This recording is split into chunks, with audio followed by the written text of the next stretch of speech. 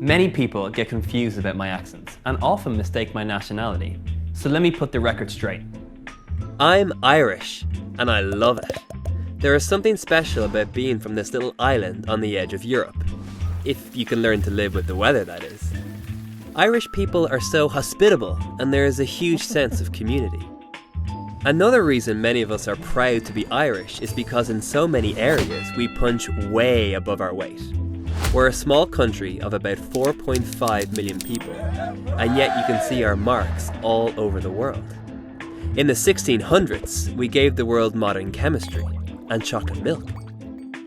In the 1800s, we gave the world the Beaufort scale, the tattoo machine, and the submarine. In the 1900s, we gave the world radiotherapy, the ejector seat, and the Titanic. We just built it, we weren't behind the wheel.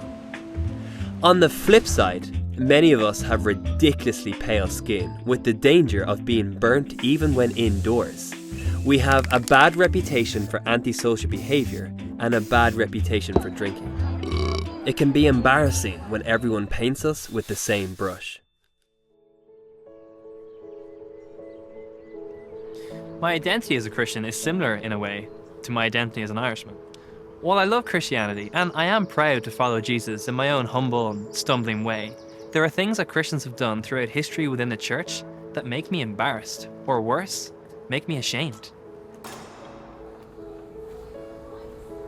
As we discuss this issue, I do not intend to sugarcoat the past. I want to be honest about what has happened down through the years. But before looking at the good, the bad, and the ugly of the Christian church, it's important to grasp what church actually is. Now, I'm not talking about any specific church, but actually the whole Christian global church. And I'm not talking about a specific place either. As stunning as churches and cathedrals can be with their furnishings and their stained glass windows, ultimately they are buildings without the people inside the walls. I think the most helpful way to understand church is to view it as a hospital for sinners, not a museum for saints.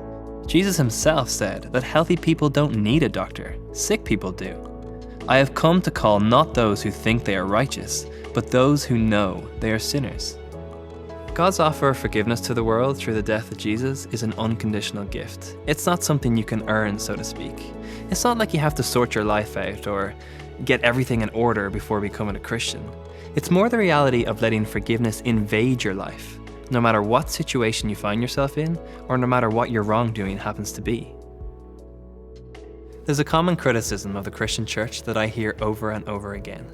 Some will say that there are many people who are non-religious who are more kind, even more moral than many Christians. And this can be true. Let me explain why. If the only body of people that could make up the church was from the people that Jesus encountered in his 3 years of ministry on earth, you would be shocked.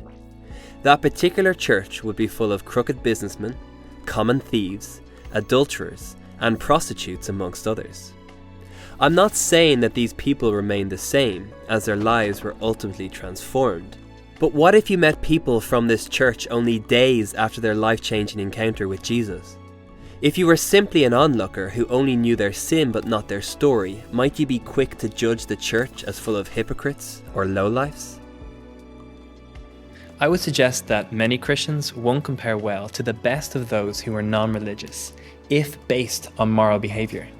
At best, a Christian is a work in progress, and a functioning church will be filled with immature and broken people, some of whom will still have a long way to go as they develop emotionally, spiritually, and morally.